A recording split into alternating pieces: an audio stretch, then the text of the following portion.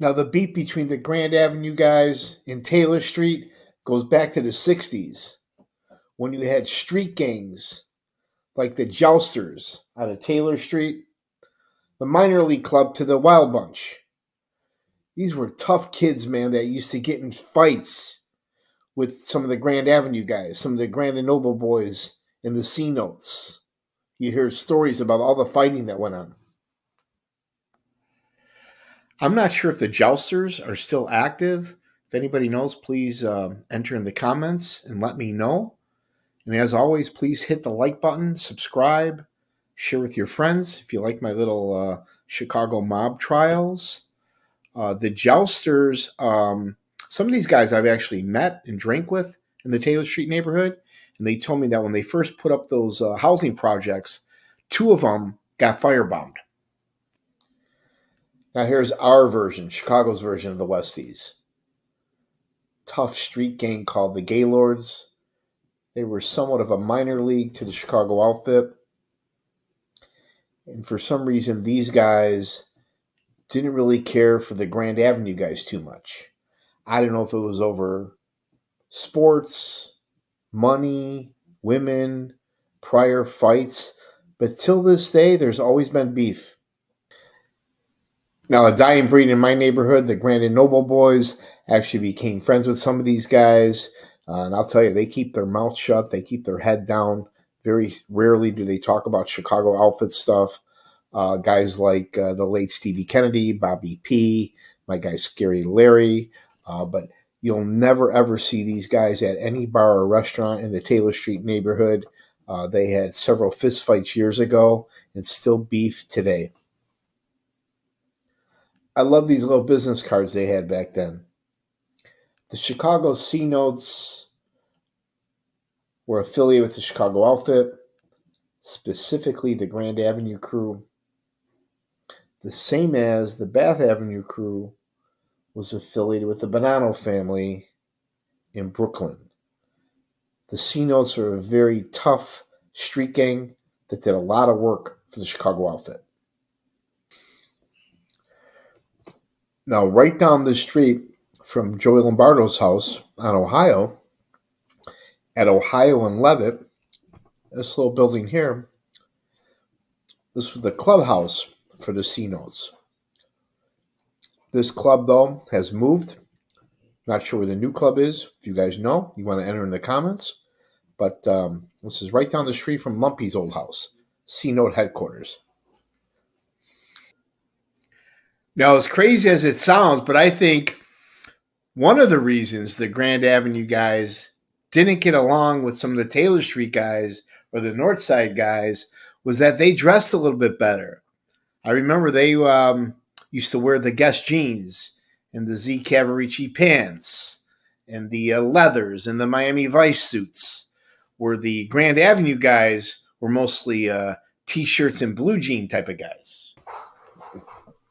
I remember seeing Mikey Switek wear this shirt, or actually a sweatshirt, of the old neighborhood. They actually had sweatshirts, T-shirts, and white satin jackets made, showing how proud they were of the old patch of the old neighborhood. And they would hold any of their restaurants up against any restaurant in Taylor Street. And these are facts. Now, in the heart of the patch in the Grand Avenue neighborhood, you got Grand and Ogden. And right here by that hair salon is where the Patsby's, the Spilatro's old little Italian diner used to be, where all the mob guys used to hang out. Right here you got Stramaglia Real Estate, which is John Cerrone's family. And then across the street you had a little hot dog stand called La Rocks, where everybody hung out. Now I actually love both neighborhoods. I probably prefer the Grand Avenue neighborhood because I've lived there. I know the Taylor Street is a little bit more expensive, but they both have a lot of history and amazing restaurants. But here's something the Taylor Street neighborhood has over the Grand Avenue: Mario's Italian Ice, probably the best lemonade stand in the entire country. However, a lot of the guys don't like the owner, but I think they're a little jealous of him. Now, I think the Taylor Street patch is a lot more popular than the Grand Avenue neighborhood. When I was growing up, I didn't really know too much about the Grand Avenue other than maybe the Como Inn. But we definitely remember going down to Taylor Street for all the great restaurants, the Italian fests, and all the good Italian ice. Now, I don't think the bosses of the Grand Avenue or the Taylor Street crew had any beef. I think it was mostly just the young guys, some of the wannabes or the associates. Like these two guys. These guys go way back. They did a lot of scores back in the day and even did some heavy work together. They spoke very highly of one another and had each other's total respect. In fact, when Joey was on the lam, Harry acted surprised and told the reporter, I hope they never catch him. Now, sometimes there was beef within the crew, which is a big no-no. For example, these two guys here, two heavyweights in the Wild Bunch crew, Butchie and Tony Borsellino. Butchie would go down the rush street with an entourage of his guys and just raise havoc down there. Borsellino would find out, and he'd go down the rush street with an even bigger crew, causing more drama. The outfit bosses had enough. Now, going back to the early 90s, there was a bombing right in the heart of the patch, right there off of Taylor Street. And at first, some people thought that some of the Grand Avenue guys were responsible. But then shortly after that, they found out that Sam Carlisi had Dominic Sinise hit. I think he survived the attack. Also at that time, there was a bombing in the Grand Avenue neighborhood, and they thought it was the Taylor Street guys, but it ended up being a motorcycle gang. Now, during the family secrets trial, the prosecution talked about the differences between all the crews. You had the Chinatown crew that were the best killing crew. You had the Grand Avenue crew, the smallest, the best burglars, the best thieves.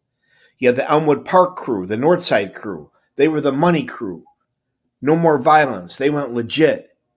And then you had the Wild Bunch crew, ski mask, shotguns, New York style.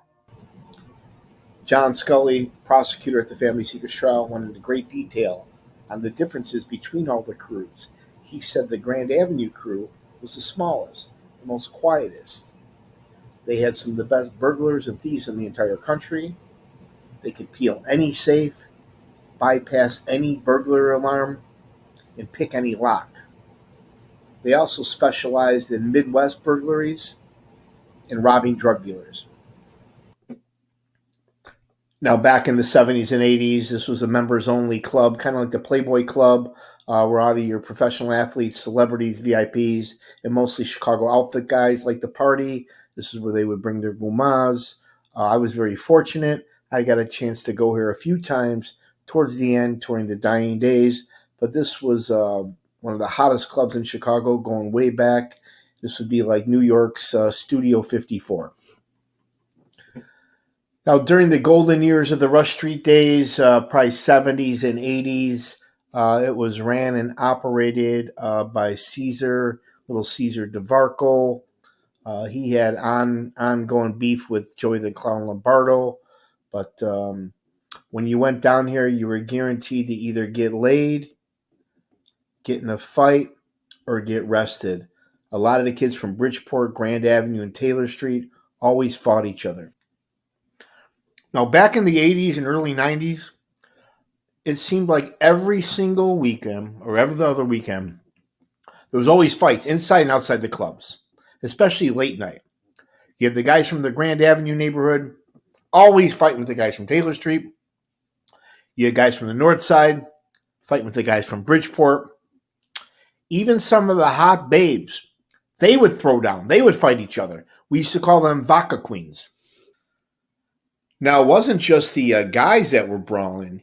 Even some of these babes would get into it, man. These bitches were nuts.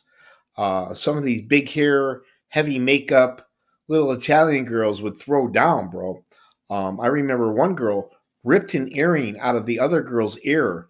Blood was spurting all over the place, man. I used to see these girls from Bridgeport that I used to hook up with getting thrown into the paddy wagon, only to be released later by the cops. Now, here are two of my favorite clubs on Rush Street. This is definitely where a lot of the Italian kids used to hang out. On the left, you got Eddie Rockets, all your guys from Bridgeport, Elmwood Park, Taylor Street, Grand Avenue would come here and party and try to get along, but there was usually fights. And then on the right across the street, you had PS Chicago. We used to go here on Tuesday nights. Not as many fights, but a lot of women. They used to have wet t-shirt contests here. Now, every single weekend, Thursday through Sunday, they had several paddy wagons just parked outside. And sure enough, by 4 in the morning, they were filled with kids from Bridgeport, Chinatown, Elmwood Park, Grand Avenue, all fighting. Even some of the women were getting handcuffed and thrown into these paddy wagons. Everybody would be drunk and wasted, but they were all released later on because of who their fathers knew. Now, one of my favorite clubs was the old Ditkas. The original Ditkas, shortly after the Bears won the 1985 Super Bowl. I remember seeing Kareem Abdul-Jabbar in here with a beautiful young white girl. Right next door to Ditka's, adjacent to it, was a nightclub called City Lights. This is where a lot of the Italian wise guy wannabes used to hang out. There's two Rush Street staples back in the day. On the left, you had the one of the first of its kind, a nice piano lounge bar, Jilly's, definitely a spot where a lot of outfit guys and associates used to hang out at. I think the Spilatros had a piece of that joint.